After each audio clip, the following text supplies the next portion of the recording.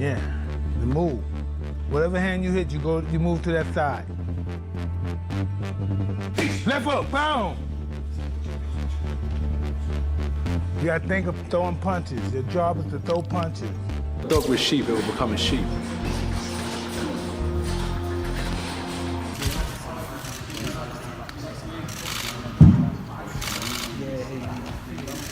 Exercise I got from Mike Tyson. A lot of wrestlers do this. Quite dangerous actually. Physios don't like this type of stuff, but it's good for neck conditioning. It's called neck bridges. And it's flexibility and strength at the same time. So it's a really good exercise if you... You can feel the storm forming long before fight night.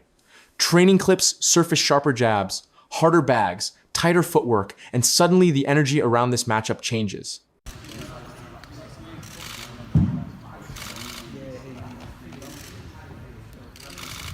Whoa, my physio is looking at me like, what the fuck?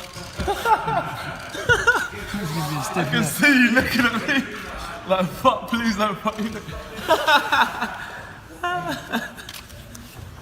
Hey, if it goes, at least you're here anyway.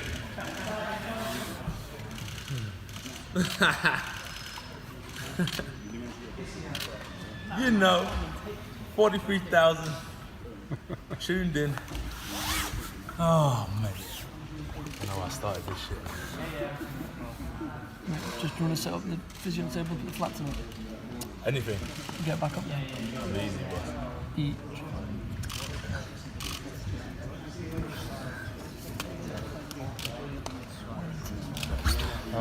Showdown sent me a lovely picture of me. If someone knocks on your door and says, do you want to fight Jake Paul for 100 million? You're like, you'd be stupid to say no. No, I don't want that 100 million for what would be and will be and should be easy work for AJ. Like, well, why are you going to turn down 100 million? AJ should and could, more should, knock out Jake Paul in a round. In a round. Like, if Jake Paul was over here fighting under our British Boxing Board of Control, I don't think it would be a Southern Area cruiserweight champion. AJ is a former unified heavyweight champion of the world that I still believe is a top 10 heavyweight in the world. Just. Like, AJ should be able to destroy him. AJ is going to be 60 pounds or so bigger than him. AJ hits like a truck. AJ is a better boxer. Like, this. One fighter looks confident, the other looks dangerous, and you know something bigger is brewing beneath the surface. Analysts pick apart every second of footage. They point out the tells, the habits, the hidden advantages that only appear when the video is slowed down. To somebody like AJ. That he has a lot of talent and not to get discouraged. He only loses when he quits. When you quit, all the doors of opportunities close. You know what I mean? You just got to be, you have to be game. And then don't get discouraged if you lose.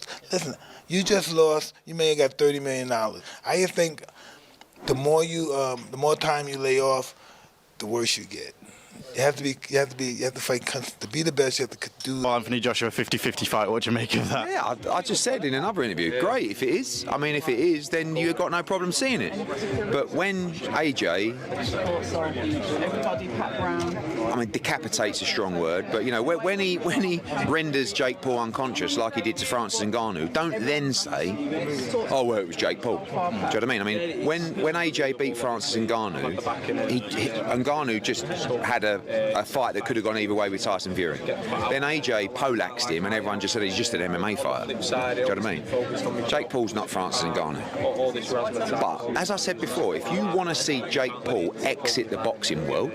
Probably know some other stuff like how much Anthony Joshua made. Is he in debt? Does he have to do... You know, they know these... There's an outside motivation to want to do it, yeah. And then that's probably why guys like Tyson or whatever would like, well, yeah, I need to pay some bills. Let's do it. It also gets their name back out there, like in a big way. And it has to be a big enough name that people are interested at all. Yeah. And I think at this point, Jake Paul is taken a little more seriously than before. Like, if it was the first fight, I think it's a lot different. But then at this point, I think it's more like, oh yeah, it's a thing. It's an exhibition. It's a model. Yeah. This has got to be big money because even Anthony Joshua's last fight that he lost, he reportedly earned about 25 million pounds. And when he fought Francis Ngannou in March, he approximately made $50 million. Wow. So, like, rumor mill has it so that 100 Jake million Paul sounds is set kinda- to potentially earn, Jake Paul might earn 92. And each breakdown pulls you deeper into the anticipation. This isn't hype, it's a chess match being built punch by punch. Then the press events hit. You see the tension rise instantly. No smiles, no jokes, just two fighters standing inches apart, testing each other without throwing a punch. Anthony Joshua gets in the ring with YouTuber Jake Paul, and that's what he is, YouTuber Jake Paul. Would you watch it? Simon, before we take some calls, with this seemingly in the pipeline, can we safely say goodbye to Anthony Joshua versus Tyson Fury? Well, I think it's done anyway, judging by the mood music that seems to be coming out from various camps. If you listen to Tyson Fury, he seems to be, despite the fact we've danced this dance before and walked this walk before, he seems to be talking in a very different way.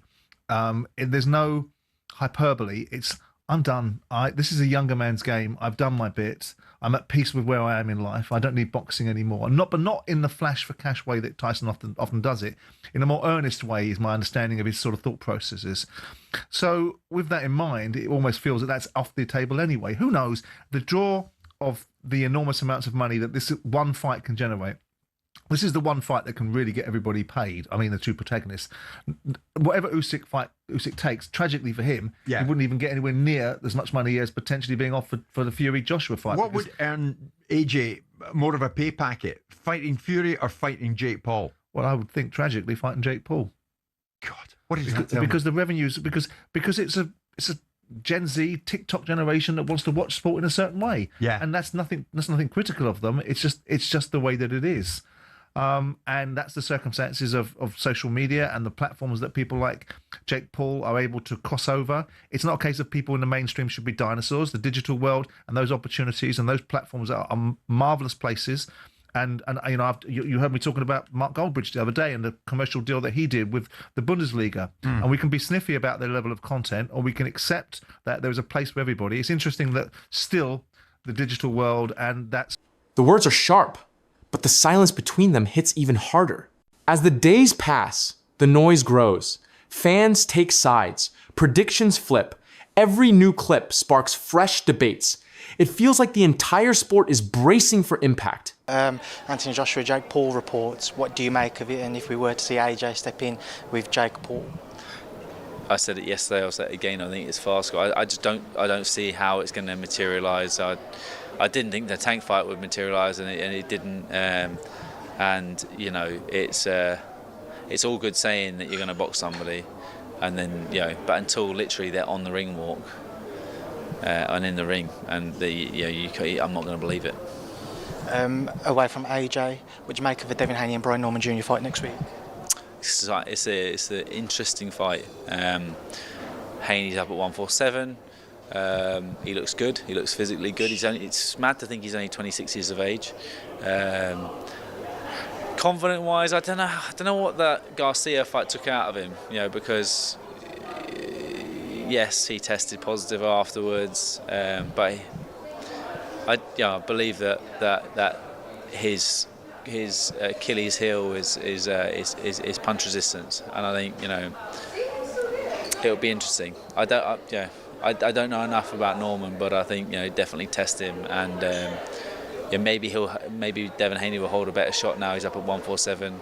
But yeah, it's an exciting matchup. I think it's maybe even bigger than the Mike Tyson fight. It's hard to say, really. Tyson was a big name, but it's going to do numbers regardless, because Joshua is a big name, and then people are going to be tuning in to see Jake Paul get knocked out. Right now, Eddie Hearn talks about Jake Paul taking this Joshua fight. I mean, my estimations of Jake Paul would go through the roof if he signs to fight Anthony Joshua, because I just can't believe in my mind that he would do something like that. I mean, Gervonta was a smart one because of his size. I think actually he would have had a lot of success against Jake Paul, but the size is a problem.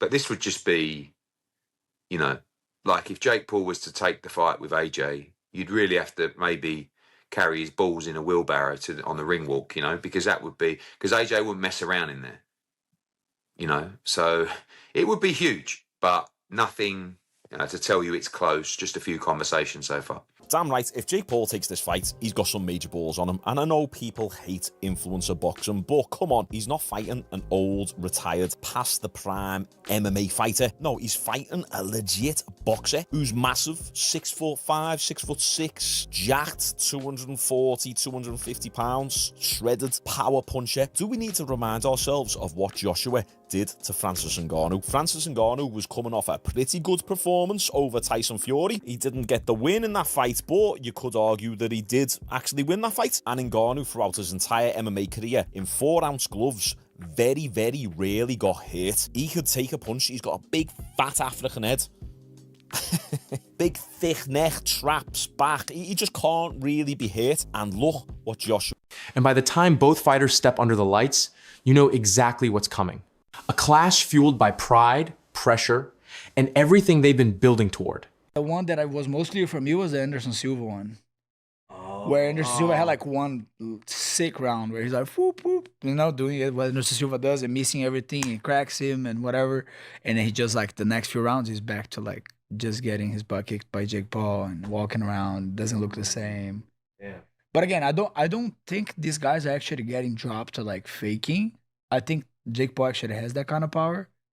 I just feel like they kind of know the deal. Okay. Yeah, we're gonna fight. We're gonna fight. I make a lot of money. You make a lot of money, not as much money as me, but you make more money than you ever would. So you take it. You know, it is what it is. But I don't know. Kind of sucks to see all these legends, right? Like of the sport. Like, you don't want to see that. You don't want to see this guy is losing to freaking Jake Paul. I will say I loved everything about the Tyson fight in the lead up, and then as I'm actually watching it, I'm like, all right, this is actually fucked up. My bad. Yeah, it's like senior. Even when he turns around on camera. Bit of rumours around today, Anthony Joshua and Jake. No. I'm not even really entertaining that. It's just not. Being a two-time heavyweight champion of the world, it's I don't know, YouTubers. I'm not really into all them influencers coming in there, and there's like some boxers that really work their butt off, don't get paid like what these guys are getting. And Anthony Joshua being a former world champion should be fighting like someone in the top 5, top 10. So I really got much time to talk about that. Not interested really. Bad for boxing? Well, not bad for boxing. If people want to pay to watch it, then who am I? I'm just giving you my opinion. Who's not worked his way through the ranks to earn that shot at the former world champion? No, not at all. Australian boxing. Who are you a fan of? Obviously got good fighters out there. Joe's my type of fighter. He's very spiteful, and it's just another level, really. I don't think there's no better cruiserweight around. When the bell rings, the truth won't hide anymore. Only one man leaves with the moment, and the other leaves with the questions.